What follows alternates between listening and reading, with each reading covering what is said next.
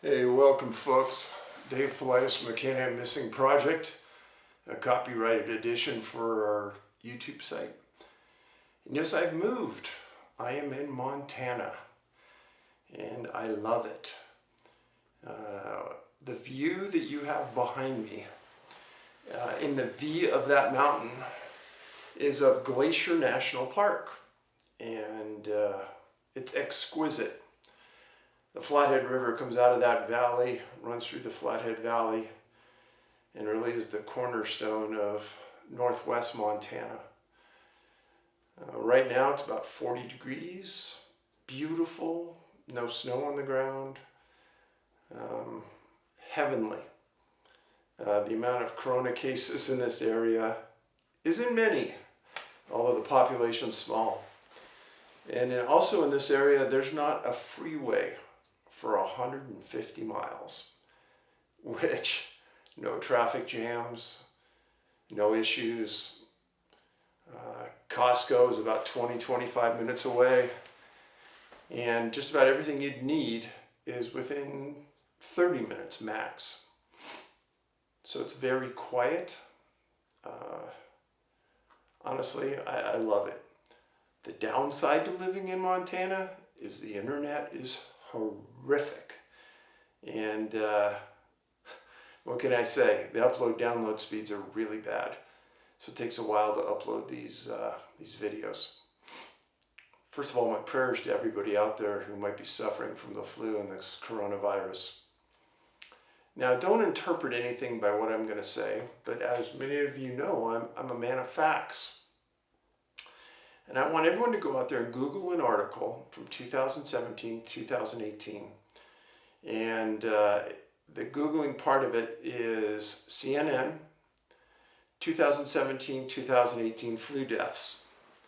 How many flu deaths were there in the United States during that flu period from November to March? There were 80,000 per the CDC in the United States. 80,000. And you didn't hear anything in the news about it during that time. Now, on September 27th, 2018, NBC wrote a report, and it's on Google. It said on average, there are 12 to 56,000 flu deaths in the United States during a normal flu season. And that's an average flu year. And 250,000 to 700,000 people on an average year are hospitalized because of the flu. So, the CDC reported on March 30th of this year, 2020, that the total cases in the US of coronavirus were 141,000. And there were 2,405 deaths to date. So think about this. Average flu year,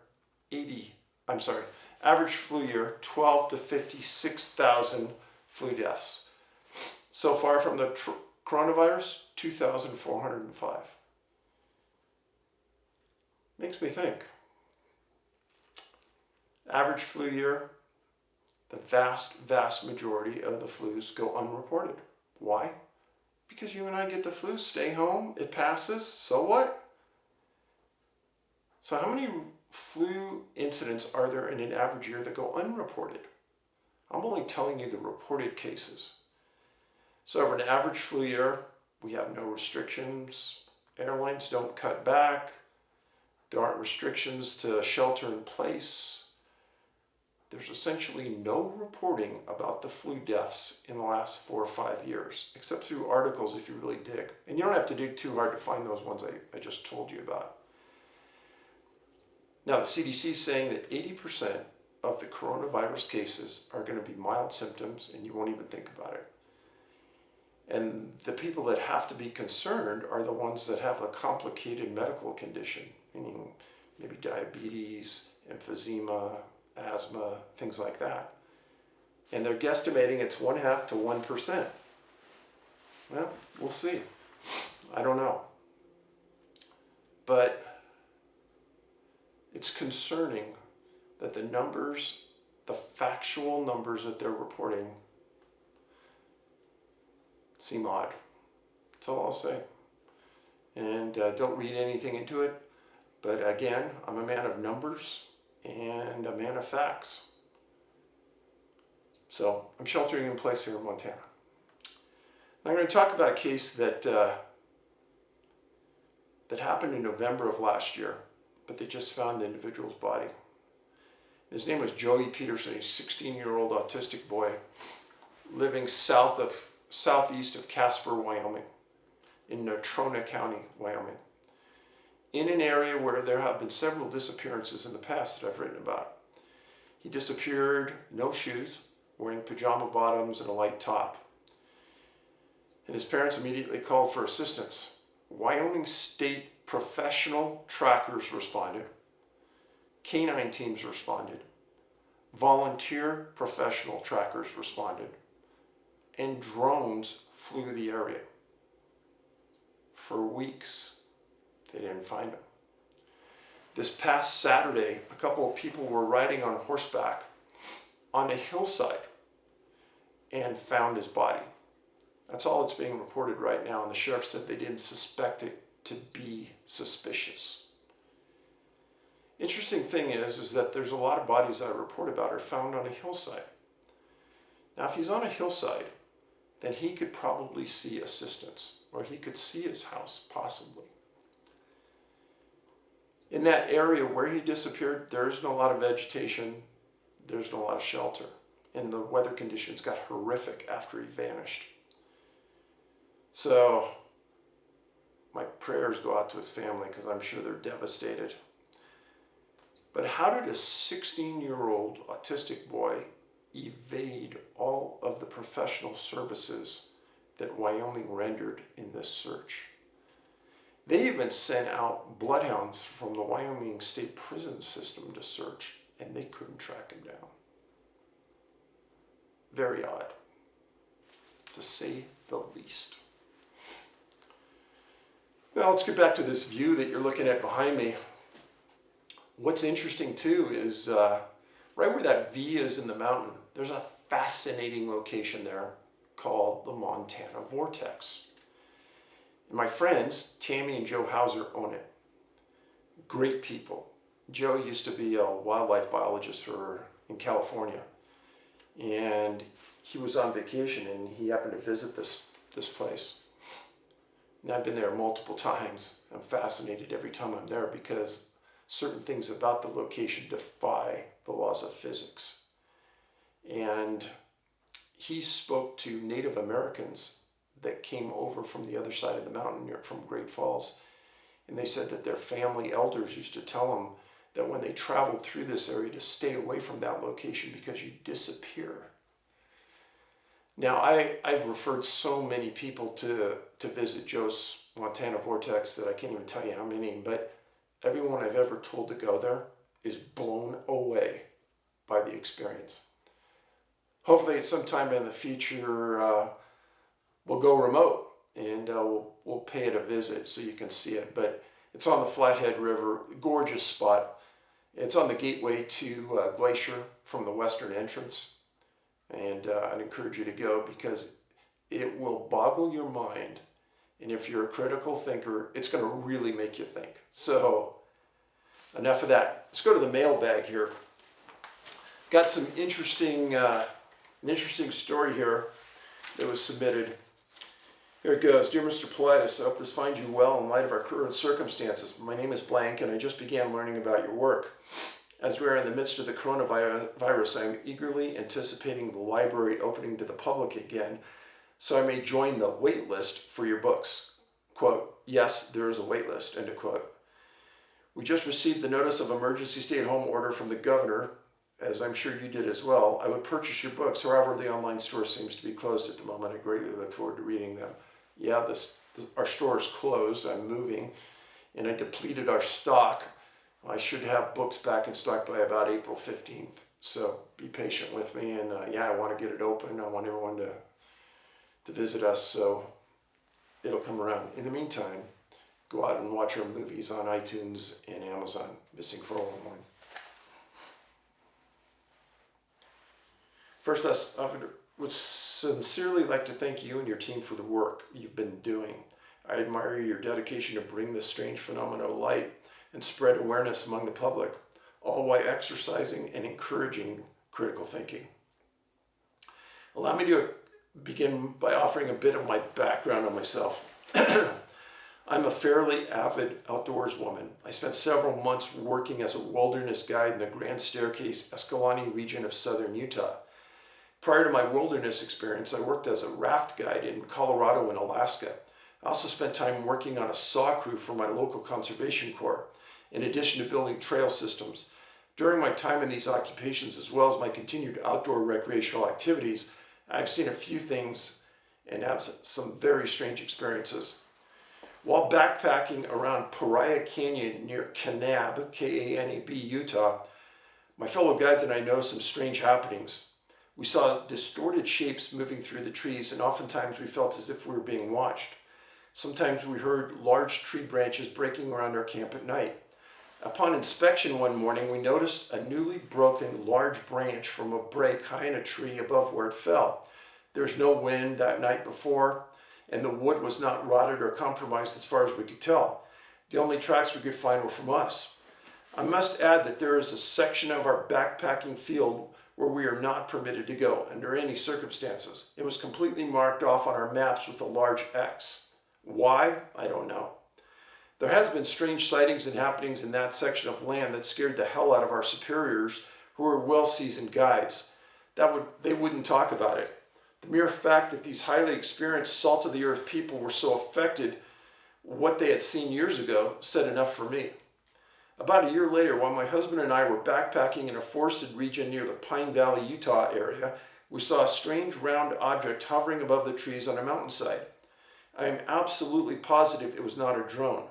I saw it travel into the trees while simultaneously my husband claims he saw it travel over the mountain. We both witnessed two different travel routes of the same object at the same time.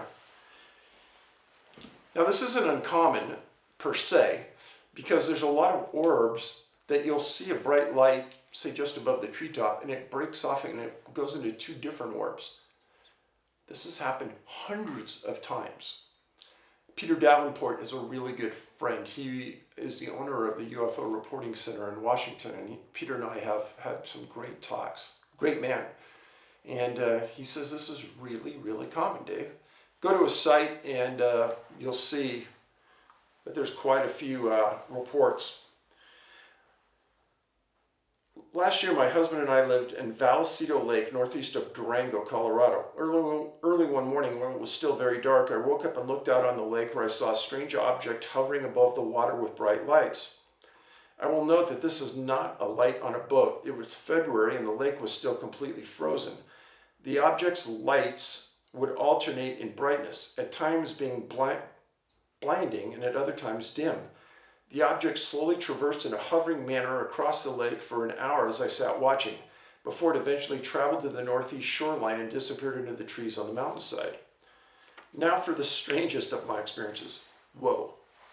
So we haven't heard strange already? Yes, gets better. I've only spoken to a couple of people about this experience that is quite personal and abnormal. I understand you have heard thousands of unusual stories. True.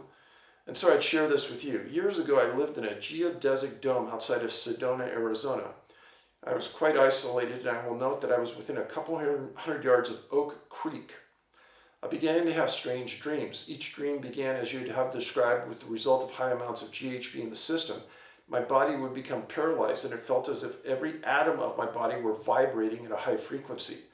While I was unable to move, I maintained cognitive function and was hyper aware of what was happening to my surroundings. Each time this happened, which was quite frequently for 2 weeks, I would become very frightened. It did not just feel like my body was vibrating, but my mind as well. My inner view would shake or vibrate, and it would sometimes feel as if I were being pulled upward.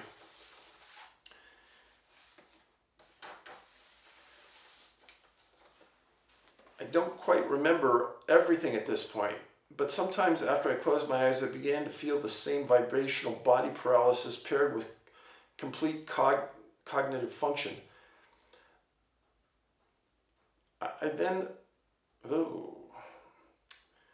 then saw an alien, large bald head, smaller body, greenish silver skin, black eyes, appeared at the foot of my bed. It was almost like I was in my dome dreaming, but I wasn't dreaming. So did two little dogs on either side of me simultaneously look. The dogs began insistently barking at the alien and as if they'd move at all. I sensed without a doubt what the alien wanted. I will not say more than that, as I'm sure you know where this is going. I stopped the alien. I will correct that. I remember the alien had a strange, sympathetic look on its face, almost like it felt guilty, and it stood up and turned its back to me. Then it disappeared as quickly as it arrived, and I regained my ability to move at all. I know all of this sounds nuts, well, at least the last experience in particular, but please, know that I could not make this stuff up even if I tried. There are just too few experiences that I've had that are completely cemented in my mind. The reason I read you this is because I've had people that are friends talk about very similar experiences when they're camping in a tent in the woods. One woman in particular who told a very enlightened story said that this happened to her, and she believed at the time that she got a type of female cancer that eventually took her life about 6 months later, but she was adamant that it was caused by this paranormal incident in the woods while she was camping. It can't be proved or disproved, but it was something I always paid attention to. I know that there were a lot of comments in the last couple of YouTubes about people saying that, yeah, they've had sleep paralysis as well. Well, if you follow the numbers that different organizations put out, human abductions, the number of people that claim it are probably in the tens of thousands at this point. So to hear that you've had sleep paralysis isn't a big surprise. So I'm glad you're still there, and I appreciate you watching my channel. And one of the last things I'll say is I've tried to insulate you from the atrocious comments that some trolls have posted on my site. It's embarrassing. I'm not embarrassed, but it's embarrassing that people would even lower themselves to it. And feel free to speak openly, because I won't let you be bullied on my site, and we won't let these individuals grab a hold and take control. As many of you have stated, they may have some deep-seated reason to get me to come off and go away. I won't. I have some really staunch supporters, and many of you have stated so, and I greatly appreciate that.